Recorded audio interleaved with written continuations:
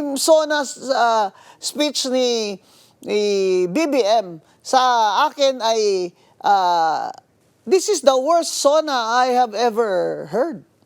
In my 25 years in government, this is the worst. Kasi ang ganda-ganda ng mga SONA ng mga nakalipas na presidente, di ba?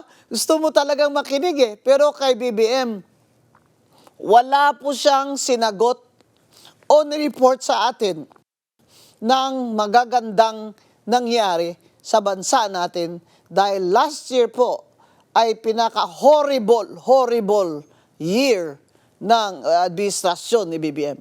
Kaya sinara na nila o hindi na sila nagpatuloy ng mga infrastructure projects sa takot na baka mas marami na namang kickbackan dyan. Kaya po nawalan ng trabaho ang mga construction workers.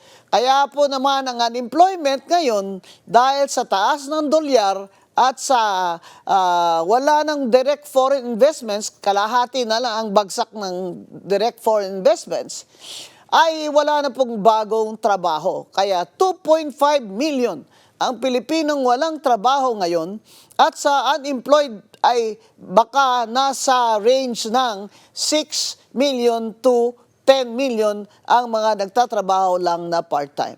Sinasabi din sa isang survey na kalahati sa Pilipino ay nakaranas na ng gutom. Pero ang ating presidente ay napaka-ambitious pa rin sa lima niyang SONA.